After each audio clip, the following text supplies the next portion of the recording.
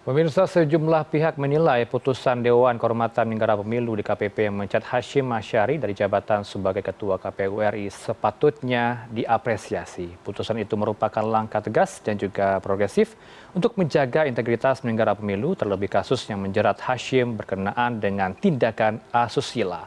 Bergabung pada malam ini bersama kami untuk editorial view Prime News pada malam ini dengan Mas Revolusi Riza, Wakil Pemimpin Redaksi CNN Indonesia TV. Selamat malam Mas Revo, Assalamualaikum. Sehat selalu Mas. Selamat malam, Heranov. Ya, terima kasih sudah meluangkan waktu bersama Prime News di editorial view. Mas Revo, kalau kita melihat kasus ini, apakah sudah menjadi alarm penting begitu ya bagi penyelenggara pemilu terkait dengan integritasnya ke depan? Catatan CNN Indonesia seperti apa, Mas? Ya, sebenarnya ketika kita mengikuti perkembangan demokrasi di tanah air ini, terkait dengan Komisi Pemilihan Umum, CNN Indonesia aktif gitu ya, memberitakan banyak hal dan memiliki catatan-catatan penting dalam kinerja KPU. Ketika sebelum pemilu berlangsung misalnya, CNN Indonesia juga mengungkap beberapa hal ketika proses verifikasi terhadap partai politik. Pada saat itu terjadi beberapa hal yang ada dugaan-dugaan bahwa ada beberapa partai politik misalnya dipaksakan untuk lolos dan beberapa partai politik diminta untuk tidak lolos. Pada waktu itu kita membuat liputan-liputan yang cukup komprehensif. Dan terkait dengan misalnya kinerja terkait dengan ketua KPU, misalnya ada beberapa kasus yang sebelum kasus yang terakhir ini. Dan terakhir ini ketika pada akhirnya ketua KPU diberhentikan oleh DKPP, kita juga turut memberitakan hal tersebut. Apakah ini kemudian integritas KPU diuji? Tentu saja iya. Tapi kita semua patut percaya bahwa KPU tentu memiliki mekanisme internal, gitu ya. Jika memang ada anggota komisionernya yang diberhentikan, termasuk juga ketua KPU kan ada mekanisme internal penggantinya, gitu. Dan kita tahu PLT sudah ditunjuk, salah satu komisioner yaitu Afudin sudah ditunjuk menjadi PLT ketua KPU. Dan tentu kita berharap juga kalau misalkan nanti ada penggantinya juga memiliki integritas dan tentu saja walaupun kita mempercayai KPU, pengawasan terhadap KPU sebagai ujung tombak dalam demokrasi di Indonesia, salah satu ujung tombak demokrasi di Indonesia, harus terus kita lakukan sehingga tentu kita tidak bisa langsung menyerahkan begitu saja kepercayaan kita, gitu ya. Pengawasan terhadap kinerja KPU harus terus kita lakukan, gitu. Media, termasuk juga misalnya partai politik, DPR, termasuk juga Bawaslu dan masyarakat sipil ikut mengawal KPU, gitu. Sehingga kalaupun misalnya terjadi hal seperti ini, KPU juga kita minta untuk bisa tetap bekerja dengan baik karena pelaksanaan pilkada sudah di depan mata.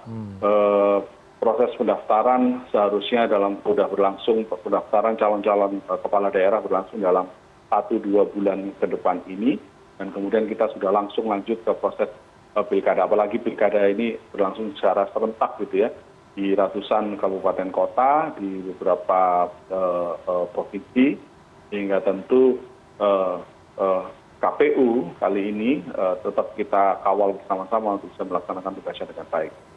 Artinya ada dorongan KPU ini untuk menunjuk komisioner pengganti Hasyim begitu ya, agar tidak mengganggu proses pilkada yang sudah semakin dekat begitu ya Mas Revo.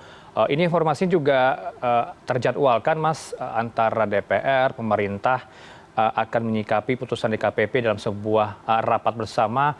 Apa yang Anda lihat dari sini? Apakah proses pilkada ini akan menjadi tantangan untuk komisioner berikutnya atau bagaimana? Ya, kita tentu sudah memahami bersama bahwa semua proses-proses tahapan-tahapan dalam pilkada itu sudah ditetapkan. Aturan-aturan mainnya sudah ditetapkan. Artinya, kalaupun misalkan segera, dan memang harus segera ada komisioner pengganti, sebenarnya dalam dalam kasus pilkada tentu siapapun yang terpilih ini tinggal melaksanakan apa yang sudah ditetapkan sebelumnya. Kita tahu tata caranya sudah ada, kemudian apa yang harus dilakukan sudah ada, sistem-sistemnya juga sudah ada, sehingga siapapun yang nanti akan duduk tinggal melaksanakan apa yang sudah ditetapkan. Dan kita mengapresiasi kalau memang DPR, kemudian dengan Bawaslu dan Komisioner KPU duduk bersama untuk melakukan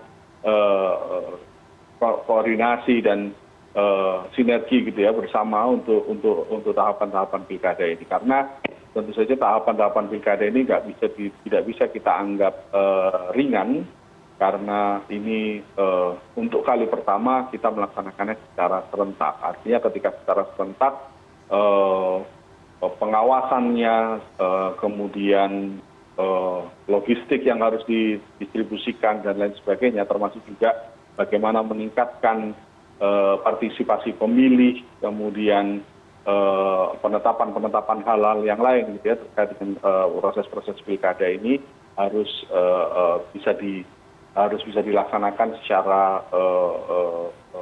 baik gitu, sehingga transisi peralihan kepemimpinan di daerah-daerah bisa berjalan dengan baik pula, Heranov. Baik, tentu ada hikmah di balik kasus asusila Hashim ini ke depannya begitu ya Mas ya, dalam hal atau menyoal untuk fit and proper test calon komisioner KPU ke depan. Ada track recordnya, rekam jejak yang pasti dan jelas bagaimana ranah personal itu bisa terbaca oleh kawan-kawan parlemen. Kalau CNN Indonesia melihat sejauh ini bagaimana proses penyeleksian itu Mas dalam fit and proper test komisioner KPU, apakah sudah berjalan dengan baik atau tidak? Ya, Heranov, kita tahu bahwa setiap 5 tahun sekali gitu ya komisioner KPU itu berganti, dan semua proses pemilihannya melalui proses yang cukup rigid sebenarnya. Ada panitia seleksi yang dibentuk, dan kita tahu panitia seleksi itu juga berisi orang-orang yang memiliki kepakaran dalam bidang pemilihan umum dan demokrasi. Nah, ini juga tentu menjadi catatan penting gitu ya dalam proses kepanitiaan dalam panitia seleksi itu. Setiap orang yang mendaftar harus diseleksi dengan baik gitu. Kita masih ingat ketika proses seleksi beberapa tahun yang lalu yang pada akhirnya memilih komisioner yang sekarang, banyak sekali orang masyarakat, orang-orang yang mendaftar gitu ya, bahkan orang-orang itu tidak ada kaitannya track recordnya dengan pemilu, dan itu yang membuat panitia seleksi harus bekerja keras gitu ya, bekerja keras untuk memilih calon-calon yang terbaik yang nantinya akan lolos pada tahap berikutnya, dan kemudian fit and proper test di DPR.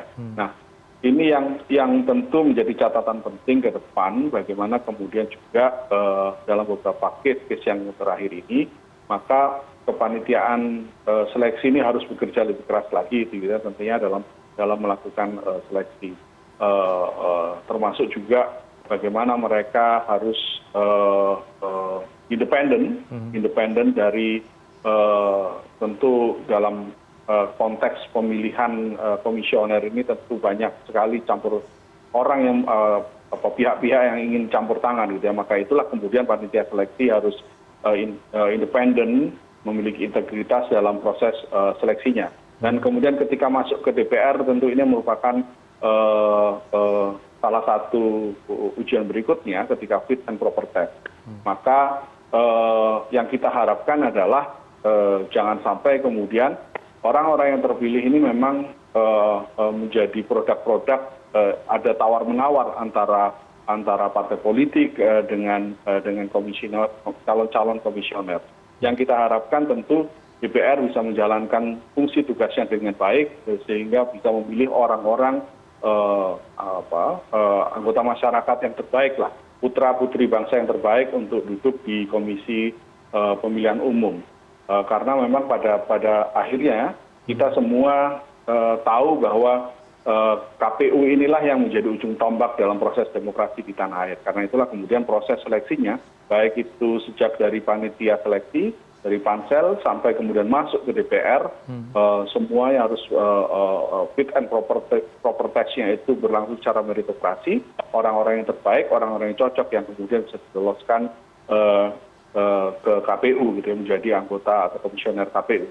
Jadi bukan karena memang ini orangnya siapa, ini ada tawar-menawar apa dan sebagainya, tapi kita berharap yang memang putra-putri bangsa yang terbaik yang duduk di situ dengan proses-proses yang standar-standar meritokrasi.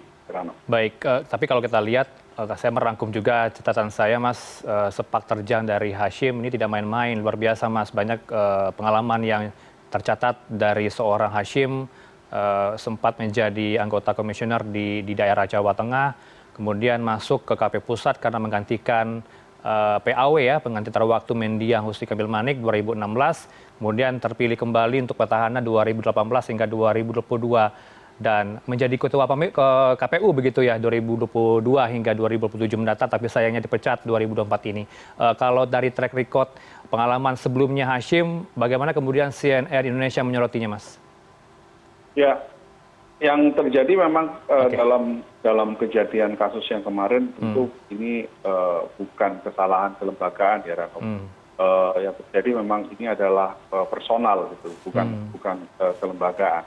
Walaupun memang sebagian apakah ini kemudian ada relasi kuasa atau tidak, itu yang kemudian kemarin juga menjadi hal yang didiskusikan di KPP, argumen-argumen hukum tersebut gitu ya, karena Hashim Asyari merupakan ketua KPU dan kemudian pelapor adalah anggota PPLN Belanda.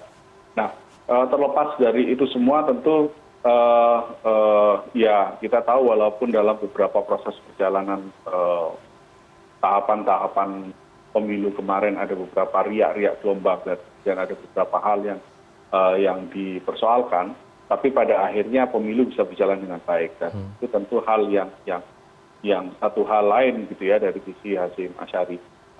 Hanya saja memang ketika personalnya